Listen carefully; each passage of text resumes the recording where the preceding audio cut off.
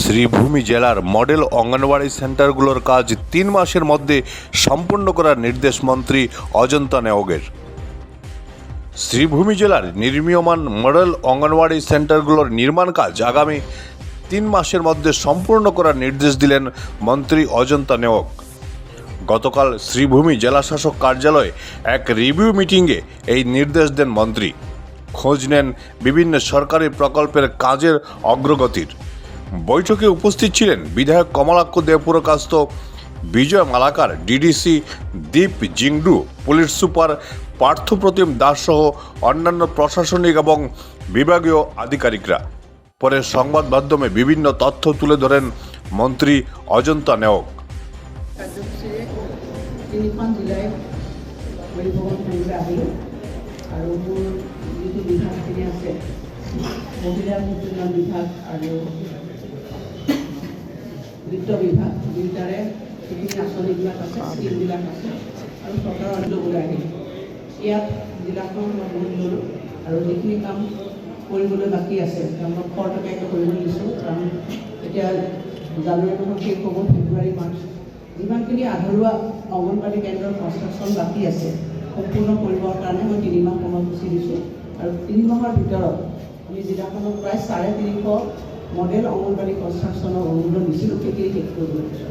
তাৰোপৰি অন্যান্য যিবিলাক আঁচনি আছে, প্ৰধানমন্ত্ৰী মাতৃবন্দনা যোজনা আঁচনি, পোষণ আঁচনি, সেইবিলাকৰো বুজ লৈছোঁ। আৰু মোৰ বিত্ত বিভাগৰ কৰ বিষয়াসকলো আছে, কৰ সংগ্ৰহ কেনেধৰণে চলি আছে সেইখিনি চালোঁ। গতিকে সামগ্ৰিকভাৱে আমাৰ বিধায়কসকলো আছে, তেখেতসকলকো মই অনুৰোধ জনাইছোঁ যে মোৰ বিভাগৰ যিখিনি কাম কাজবিলাক আছে সেইখিনি তেওঁলোকে নিজাভাৱে উদ্যোগেৰে তেওঁলোকে সেইখিনি আঁচনিবিলাক নিৰীক্ষণ কৰে, এইখিনি কৰিবলৈকে মই আহিছোঁ।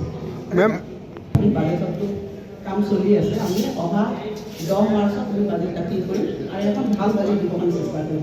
বৰাকৰ বাবে কিবা বিশেষ পেকেজ থাকিব নেকি, আচাৰ পানী থাকিব নেকি বৰাক বাসীৰ বাবে? গোটেই অসমৰ কাৰণে বাজেটখন বনাওঁ, কিন্তু মই এতিয়ালৈকে বৰাক কিবা বহৎ দিলে এনেকৈ ভবা নাই।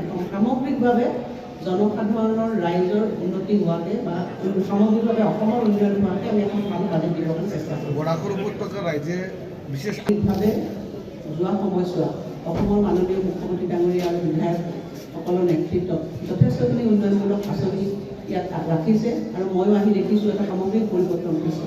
আৰু অহা বাজেটত আমাৰ ৰাজ্যখনৰ অন্যান্য জিলাবিলাকৰ লগত বৰাক উপত্যকা সমানভাৱে যিখিনি পাব লগা আছে তাতো তেওঁলোকে পাব। ইতিমধ্যে মুখ্যমন্ত্ৰীসকলৰ যিখিনি তেওঁলোকৰ সমস্যা আছে এখন কমিটি কৰি দিছে, তাত মই চেয়াৰপাৰ্চন আছোঁ। আমি সেইখিনি বহি সেইখিনি আমি ৰিভিউ কৰি চাওঁ কেনেকৈ তেওঁলোকক কাম দিব পাৰোঁ।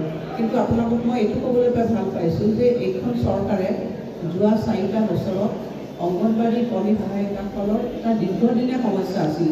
সেইটো হৈছিল যে তেওঁলোকৰ কোনো ৰিটায়াৰমেণ্ট এজ আছিল, তেওঁলোকে কাম কৰি থাকে, যেতিয়া ৰিটায়াৰমেণ্ট হয় বা ৰিটায়াৰমেণ্ট হোৱাৰ পিছত তেওঁলোকৰ এখন সুদা হাত লৈ ঘৰলৈ উভতি গ'লে।